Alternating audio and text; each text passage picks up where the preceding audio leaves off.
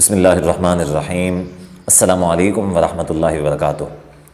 محترم ناظرین، ایک انتہائی افسوسناک خبر جو آپ لوگوں کے ساتھ شیئر کرنا چاہتا ہوں وہ یہ ہے کہ شیخ عبدالحسیب صاحب رحمہ اللہ ننگرہار افغانستان کے ایک اہل حدیث عالم دین تھے، جن کو 3 رمضان مبارک کو اغوا کیا گیا اور کچھ دنوں کے بعد پھر ان کو بے دردی کے ساتھ شہید کر کے ان کی لاش جو ہے وہ ایک بری حالت میں ملی۔ تصویر آپ اپنی اسکرین پر دیکھ سکتے ہیں۔ اس سے بڑی افسوس کی بات یہ ہے کہ جب سے افغانستان کے اندر طالبان کی حکومت آئی ہے، امریکہ چلا گیا ہے، تب سے اہل حدیث علماء کرام کا قتل عام شروع ہو گیا ہے۔ یہ صرف شیخ عبدالحسیب رحمہ اللہ نہیں ہے، بلکہ ایسے سینکڑوں علماء کرام، شیوخ الحدیث، مفتیان، بڑے بڑے علماء کرام، ان کو باندھ کر بے دردی کے ساتھ شہید کیا جاتا رہا۔ اس حوالے سے میں نے کچھ عرصہ پہلے بھی ایک ویڈیو پیغام جاری کیا تھا، لیکن افسوس کی بات یہ ہے کہ صورتحال پھر وہیں کی وہیں ہے۔ جیسا قتل عام ہو رہا تھا ویسا ابھی تک جاری ہے، اور شاید ایسا لگتا ہے کہ جو کبار علماء کرام، اہل حدیث کے جو بڑے بڑے علماء کرام تھے، وہ اس وقت تک شہید کیے جا چکے ہیں۔ جبکہ صورتحال یہ ہے کہ جب ہم آواز اٹھاتے ہیں، یہ جو افغانی طالبان ہیں، ان کے سامنے ہم اس بات کا احتجاج کرتے ہیں، آواز بلند کرتے ہیں، تو اس کے جواب میں یہ صرف ان کا ایک موقف آتا ہے، یہ کہتے ہیں کہ یہ جو کام ہے یہ داعش نے کیا ہے۔ میں حیران اس بات پہ ہوں کہ داعش یہ کام کیوں کر رہی ہے؟ وہ علماء اہل حدیث کو ہی کیوں صرف شہید کرنا چاہتی ہے، قتل کرنا چاہتی ہے؟ طالبان کو کیوں نہیں کرنا چاہتی؟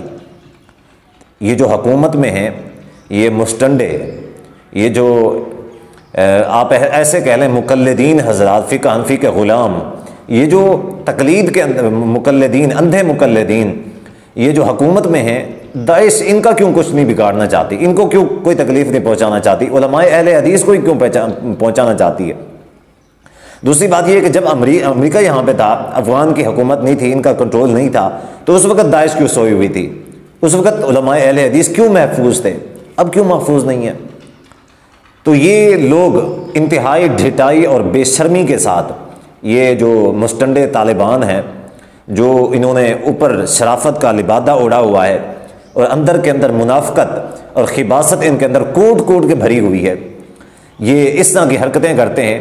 کتنے سارے درجنوں علماء کرام، درجنوں علماء اہل حدیث، سینکڑوں علماء اہل حدیث کو شہید کیا گیا، بے دردی کے ساتھ اغوا کیا جاتا رہا، ان کے گھروں سے اٹھایا جاتا رہا، ان کو شہید کیا جاتا رہا، اور بعد میں بجائے اس کے کہ یہ اس کی تحقیقات کرائیں، اس حوالے سے کوئی ایکشن لیں، ایکشن لینے کے باوجود صرف ان کا ایک ٹویٹ آتا ہے یا ایک بیان آتا ہے کہ جی یہ جو کام ہوا ہے یہ افغان طالبان، یہ داعش کا کام ہے، یہ ہماری طرف سے نہیں ہے، ایسا ہم نے کچھ نہیں کیا۔ تو آپ نے کچھ نہیں کیا تو آپ اس حوالے سے کوئی ایکشن لے سکتے ہیں، کوئی آپ کارروائی کر سکتے ہیں۔ کارروائی کرنا بھی آپ لوگوں کے، آپ کارروائی بھی نہیں کرنا چاہتے۔ تو یہ جتنی بھی باتیں ہیں، ان ساری باتوں پہ جب غور کیا جاتا ہے تو واضح طور پہ یہ بات سمجھ میں آتی ہے کہ یہ جو اصل منافقین ہیں، یہی اصل فساد کی جڑ ہیں۔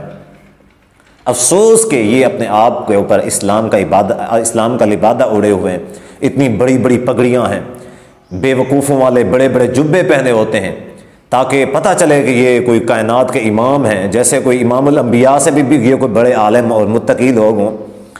تو بھائی ایسا نہیں ہے۔ اصل میں مسئلہ یہ ہوتا ہے کہ بظاہر اگر کوئی شریف نظر آتا ہے تو ضروری نہیں ہے کہ وہ شریف ہو۔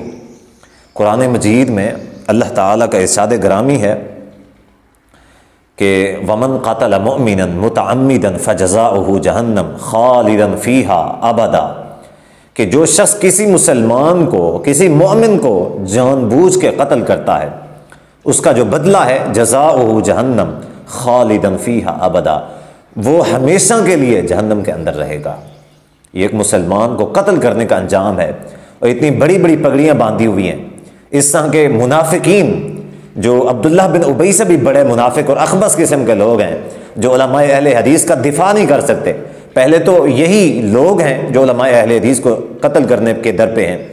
اصل میں مسئلہ یہی ہے، یہ آج کی بات نہیں ہے، اس سے پہلے بھی جب افغان کا یہ طالبان کا زمانہ آیا تھا، اس وقت بھی یہ ہوا تھا علماء اہل حدیث کے ساتھ۔ میں حیران اس بات پہ ہوں کہ پرامن لوگ مومن کو قتل کرنا، ایک مسلمان کو قتل کرنا، اس کی سزا کتنی ہے؟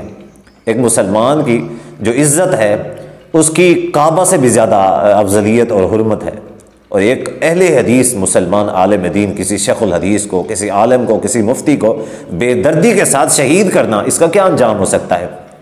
او بھائی اپنے گریبانوں میں جھانکو اپنے آپ کو مسلمان، مومن اور متقی کہلوانے والوں، یہ فقہ حنفی قیامت کے دن تمہیں نہیں چھڑائے گی۔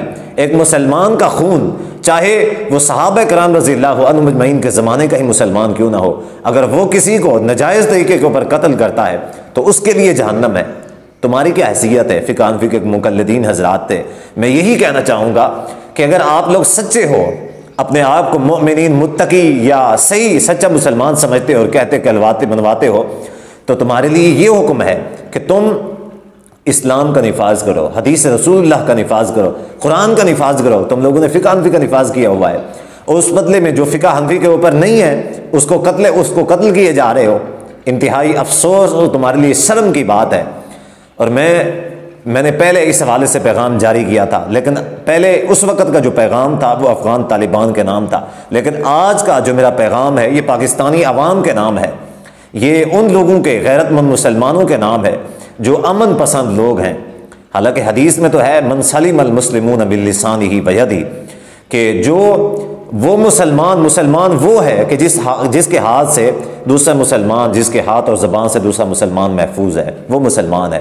ایک اور دوسری صحیح حدیث ہے کہ من صلی صلاتنا واستقبل قبلتنا واکل ذبیحتنا فذلک المسلم، من صلی صلاتنا، جو ہماری نماز کی طرح نماز پڑھے، واستقبل قبلتنا، ہمارے قبلے کو اپنا قبلہ بنائے، واکل ذبیحتنا، ہمارے ذبیحے کو جو کھائے، جو حلال سمجھے، فذلک المسلم، وہ مسلمان ہے، لہو ذمۃ اللہ و ذمۃ رسولی، وہ اللہ کے ذمے میں ہے، وہ اللہ کے رسول کے ذمے میں ہے۔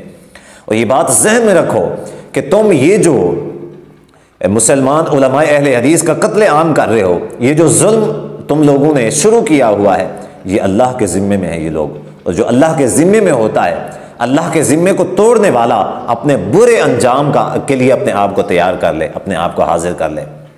تو خدا را یہ جو افغان طالبان بھیڑیے ہیں، درندے اور خونی اور وحشی درندے ہیں، ان کے خلاف آواز بلند کی جائے۔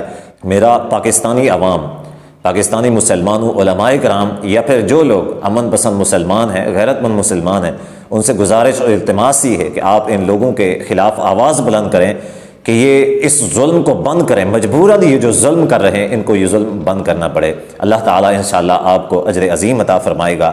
وآخر دعوایا ان الحمد للہ رب العالمین۔